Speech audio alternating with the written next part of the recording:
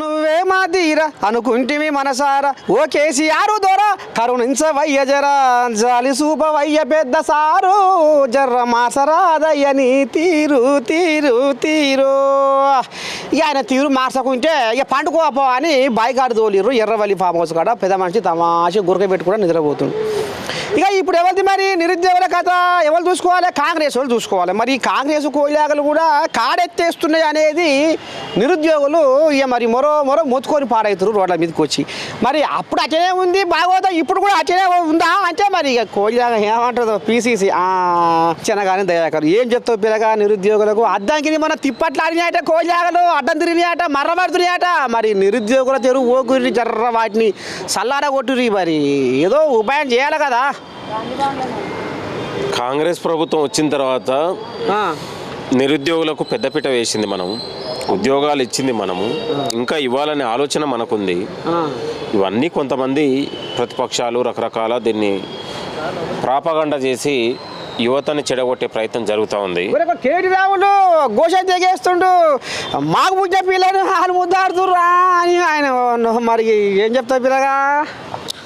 ఉద్యోగాలు ఇవ్వకుండా ఉత్త నోటిఫికేషన్లు ఇచ్చి గాలికి వదిలేస్తే ఈ ప్రభుత్వం వచ్చిన తర్వాత మన ముఖ్యమంత్రి మన రేవంత్ అన్న వచ్చిన తర్వాత నోటిఫికేషన్లకు పరీక్షలు పెట్టి నోటిఫికేషన్ నియామకాలు ఇచ్చి నిరుద్యోగులకు ఉద్యోగాల నియామకాల జాతర ఇక్కడ పక్కన ఎల్బీ స్టేడియంలో జరిగింది. పెద్దపల్లిలో ఒక పెద్ద సభను పెట్టి కూడా మనం పెద్దపల్లిలో ఇచ్చినాం. నిరంతరం ఎల్బీ స్టేడియంలో ఇవాళ ఎస్ఐ కానిస్టేబుల్ డిఎస్సీలు ఇట్లా అనేక రకాలుగా మనం పరీక్షలకు నియామకాల పత్రాలు పెట్టి వాళ్ళని ఉద్యోగాలకు ఇవ్వడానికి ఈ ప్రభుత్వం కృషి చేసింది. భవిష్యత్తులో కూడా మరిన్ని ఉద్యోగాలు యువతకు ఇవ్వాలనే ఆలోచన ఈ ప్రభుత్వానికి ఉంది. కాబట్టి త్వరలోనే ఈ మధ్య కాలంలోనే 23,000 ఉద్యోగాల భర్తీకి ప్రభుత్వం శ్రీకారం చుట్టింది. మార్చి నాటికి మన క్యాబినెట్ సమావేశంలో మీ అందరికీ తెలుసు కదా మార్చి నాటికి క్యాబినెట్లో కూడా డిక్లేర్ చేసి ఖాళీలు ఉన్నటువంటి దాన్ని కూడా మొత్తం 1,00,000 ఉద్యోగాలు భర్తీ చేయాలనే ఆలోచన ఈ ప్రభుత్వానికి ఉంది. కాబట్టి ఇది నిరుద్యోగుల నిర్మూలన దిశగా ఈ ప్రభుత్వం ఆలోచన చేస్తూ ఉంది. గతము కంటే భిన్నంగా నిరుద్యోగ యువతల బాధలేంది కష్టాలేంది అనేది మన ముఖ్యమంత్రి గారు రేవంత్ రెడ్డి గారు పీసీసీ అధ్యక్షుడిగా ఉన్న సమయంలో వాళ్ళ కల్లారా వాళ్ళ బాధలు కష్టాలు మనం చూసినాం. కాబట్టి తెలంగాణలో ప్రతి ఖాళీలను భర్తీ చేయాలి, ఉద్యోగాల నియామకాలు జరగాలనేది ఈ ప్రభుత్వం యొక్క ఆలోచన. అదే తాత ఇప్పుడు ఆ కోయిలాగలు కూడా గయ్యే కోరుకుంటున్నాయి. ఈ కేసీఆర్ హయాంలో మనం పగ్గం పాడైపోతుంది, దీని దిక్కు లేని ఆగం పక్షులు అవుతుంది. ఇప్పుడన్నా ఏమన్నా కొలిక్కి వస్తుందేమో మా నిరుద్యోగుల సంసారం అంటే ఇక మరి రాజీవ్ యువ వికాసం అని అది పక్కేసి పండబెట్టి జోరపాట వాడుతున్నాడు తాత. మరి ఎన్నాళ్ళు బాగోతాం. రాజీవ్ యువ వికాసం కూడా స్కూట్నీ జరుగుతూ ఉంది. వాళ్ళు మనం గతంలో బ్యాంకర్స్ కూడా సిబిల్ స్కోర్ అంటే కూడా సిబిల్ స్కోర్ లేకుండా ఆంక్షన్ లేకుండా ఇవ్వాలనే ఆలోచన. కాబట్టి తెలంగాణలో యువతకు విద్య ఉపాధి ఉద్యోగ అవకాశాలలో పెద్దపీట వేయాలనే ఆలోచన ఈ ప్రభుత్వానికి ఉంది. కాబట్టి అత్యంత దూరదృష్టితోని దాదాపు మళ్ళొక 20 ఏళ్ళు 30 ఏళ్ళు ఒక యువతకు దూరదృష్టితోని ఇవాళ ఇండస్ట్రియల్ డెవలప్మెంట్ కానీ టెక్నాలజీ డెవలప్మెంట్ కానీ ఇవాళ స్కూల్స్ కానీ కాలేజెస్ కానీ గవర్నమెంట్ వచ్చిన తర్వాత ఇన్ఫ్రాస్ట్రక్చర్ పెంచింది, క్వాలిటీ పెంచింది. ఇవాళ మీరు చూస్తే హైదరాబాద్ రంగారెడ్డిగా తెలంగాణలో ప్రభుత్వ పాఠశాలలో అడ్మిషన్లు దొరకట్లేదు. నీకు ప్రైవేట్ పాఠశాలలు ఏమో బోసిపోయి ఉన్నాయి, ప్రభుత్వ పాఠశాలల్లో అడ్మిషన్లు దొరకని పరిస్థితి ఉంది. ప్రభుత్వ పాఠశాలల్లో కూడా ప్రభుత్వ పాఠశాలలో ఉన్నటువంటి టీచర్ల పిల్లలు ప్రభుత్వ బడికి పంపిస్తున్నటువంటి పరిస్థితి. అంటే తెలంగాణ విద్యలో ఒక పురోగతి సాధించింది అనడానికి ఇది నిదర్శనం.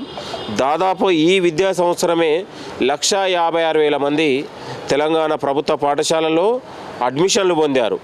అన్ని రకాల విద్యార్థులు. అంటే ప్రభుత్వం ఒక క్వాలిటీకి క్వాంటిటీకి ఇన్ఫ్రాస్ట్రక్చర్కు పెద్దపీట వేసి ఒక ఇంటర్నేషనల్ స్థాయిలో ఈరోజు ప్రభుత్వ పాఠశాలలో విద్య కొనసాగుతూ ఉంది.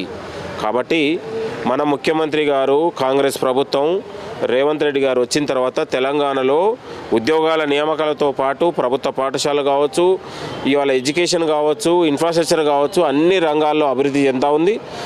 దూరదృష్టి ఇవాళ మనం పేపర్లో చూస్తే పొల్యూషన్ రహిత హైదరాబాద్ను తయారు చేయాలని, ఎక్కడైతే కాలుష్యంతో ఉన్నటువంటి పరిశ్రమలు మొత్తం కూడా అవతల ఏర్పాటు చేసి ఇక్కడ నగర ప్రజలకు ఎక్కడ కూడా పొల్యూషన్ లేని సమాజాన్ని పొల్యూషన్ లేని హైదరాబాద్ నిర్మించాలనేది ముఖ్యమంత్రి గారి కళ. కాబట్టి 100% అవుతుంది. ప్రభుత్వం తలుచుకుంటే ఏదైనా ఓ పిల్ల ప్రక్షాళన అని పడ పెడుతుర్రు. ఇంతవరకు లేదని అనుకొస్తున్నాయి బీఆర్ఎస్ కోయిలాగలు ఎవరికి పొడుగు నుంచి పొడుగు దాకా ఇదే పాట. ఇక ప్రభుత్వాలు తలుచుకుంటే, ప్రభుత్వాలు ఆలోచన చేస్తే ఏదైనా సాధ్యము. గత పాలకులు ఆలోచన కూడా చేయలేదు, ప్రక్రియ కూడా కొనసాగలేదు. ఈ ప్రభుత్వం వచ్చిన తర్వాత నిరంతరం ఆలోచన జరుగుతూ ఉంది, ప్రక్రియ జరుగుతూ ఉంది. ఇప్పుడు మూసి ప్రక్షాళన అనుకున్నాం, ఒకవైపు జరుగుతూ ఉంది. ఎన్నో రకాల బీఆర్ఎస్ పార్టీ ఎన్నో రకాల కుట్రలు కుతంత్రాలు చేసి అక్కడ ఇది చేసినా కూడా మనం ఆ ప్రజలకు మూసి పక్కన ఉండే మురుకు పక్కన ఉంటున్నటువంటి ప్రజలకు మనం ఒక సొంత జాగా ఇచ్చి ఇల్లు ఇచ్చి వాళ్ళని ఒక ఏది మంచి వాతావరణంలో ఇవ్వాలనేది ప్రభుత్వం యొక్క ఆలోచన. కాబట్టి గత పాలకులు మూసి మురికిని అన్నారు, మూసి మురికిని ముట్టలే, మూసిని చూడలేదు. కాబట్టి ఈ ప్రభుత్వం మూసి ప్రక్షాళన అంటుంది. కాబట్టి అక్కడ ఉన్నటువంటి పేద ప్రజల్ని కూడా కాపాడుకొని వాళ్ళకు ఒక ఇల్లు ఇచ్చి ఒక మంచి ఒక తయారు చేయాలనే ఆలోచనతో ఈ ప్రభుత్వం ముందుకెళ్తా ఉంది. అట్లా 1 by 1 ఒక విజన్తో ఈ ప్రభుత్వం ముందుకెళ్తా ఉంది. ఇప్పుడు అభివృద్ధి జరిగే, ఇప్పుడు ఔటర్ రింగ్ రోడ్డు కట్టేటప్పుడు అనేక మంది అరే హైదరాబాద్ ఔటర్ రింగ్ రోడ్డు ఏంది, మా భూములు పోతున్నాయి కానీ ఇలా ఔటర్ రింగ్ రోడ్డు కట్టిన తర్వాత అరే తెలంగాణ గింత అభివృద్ధి, హైదరాబాద్ ఔటర్ రింగ్ రోడ్ ఎక్కపోతే వాడు ట్రాఫిక్ జామ్ ఎంత, ఇప్పుడు ఒక ఆయువు పట్టు ఆక్సిజన్ అయిపోయింది. ఒకప్పుడు ఎయిర్పోర్ట్ కట్టేటప్పుడు రాజశేఖర రెడ్డి గారు గొప్ప ఆలోచన చేసేటప్పుడు అనేక మంది అరే మా భూములు పోతున్నాయి, ఎందుకు ఈ ఎయిర్పోర్టు, మాకెందుకు ఈ బాధలు అన్నారు. కానీ ఇలా ఎయిర్పోర్ట్ వచ్చిన తర్వాత తెలంగాణ ఆత్మగౌరవం పెరిగింది. ఇవాళ ప్రపంచ స్థాయిలో ఇక్కడి నుంచే డైరెక్ట్ ఫ్లైట్లు పోతూ ఉన్నాయి.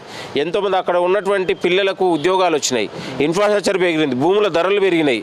అంటే తెలంగాణ డెవలప్మెంట్ అనేది పోయేటప్పుడు అనేక రకాల కొంతమంది అనేక రకాల ఇబ్బందులు పెడుతుంటారు. మరి మీరు వచ్చేకాడికి వెళ్ళి రియల్ ఎస్టేట్ పండుకున్నాడగా?